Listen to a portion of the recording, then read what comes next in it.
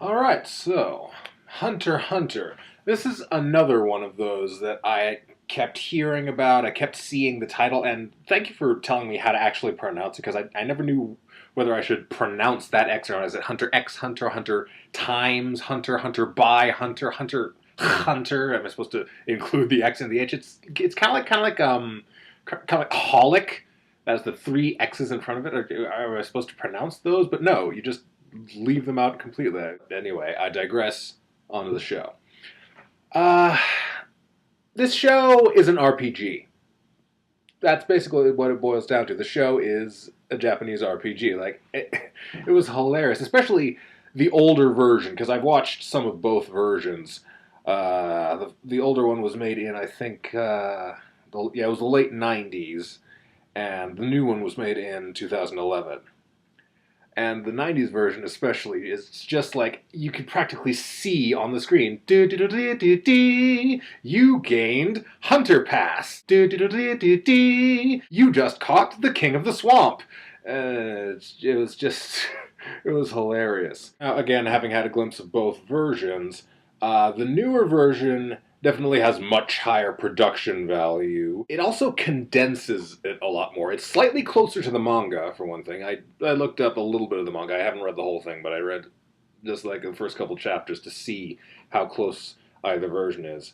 And the new version is a little bit closer to the manga, and it condenses the story a whole lot more. In the old version, it's taken about 17 or 20 episodes. What in the new version takes about 10. Gets to the point a lot quicker, and it really depends on your taste whether you like that or not. Sometimes it's good to sort of take your time to get through a story, and other times you're like, no, I want to get there. Another interesting thing is just looking at the difference between the two title sequences. It's so weird to see the little differences, the way things change over the 10 or so years between the versions.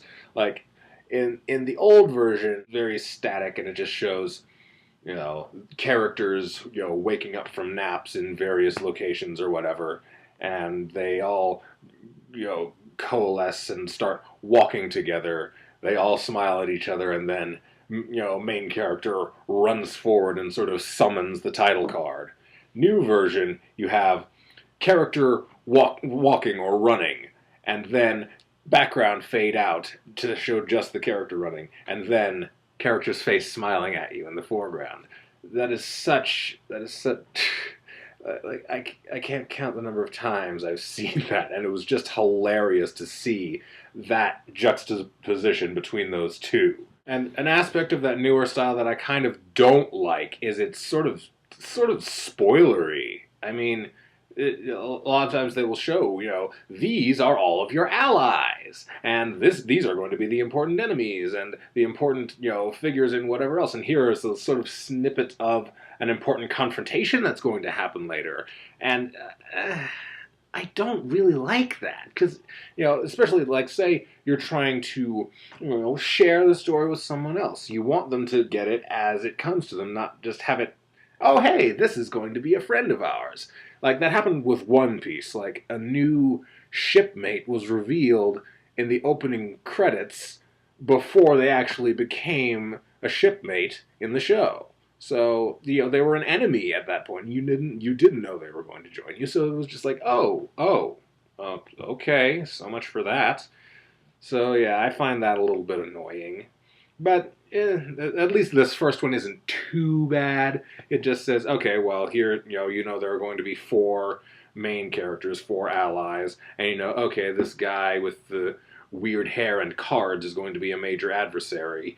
And you see a whole bunch of shadowy figures that you're like, oh, okay, these are going to be their opponents. And there's this old guy. Is he going to be, the ringleader of the bad guys, or is he going to be somebody to look up to and guide them? Who's he gonna be?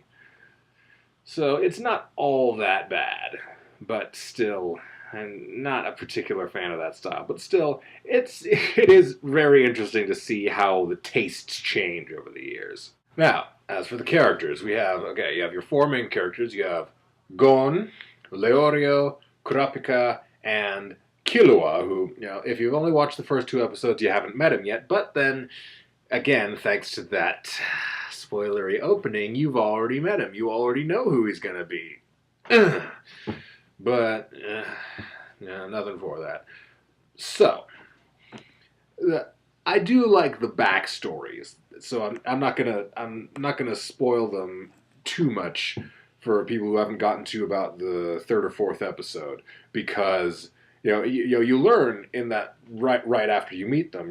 Leorio says, "Oh, I'm just in this for the money, man," and at first you're like, "Wow, what a shallow dick," but wait for the other shoe to drop on that one, and then Kurapika, who his entire clan was murdered, you're like, okay, wow, that's some motivation right there.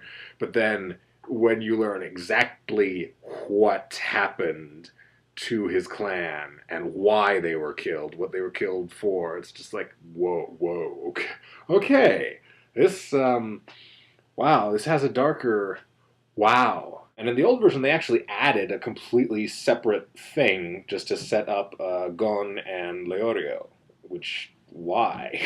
Because at first I thought it was kind of cool, but then knowing how it was in the original story, I was like, yeah, why would they do that? Because he's not particularly any closer to Leorio than he is to Kurapika, so why would they give him this extra important segment all his own? They did a little more to set up Gon as this super animal whisperer kid.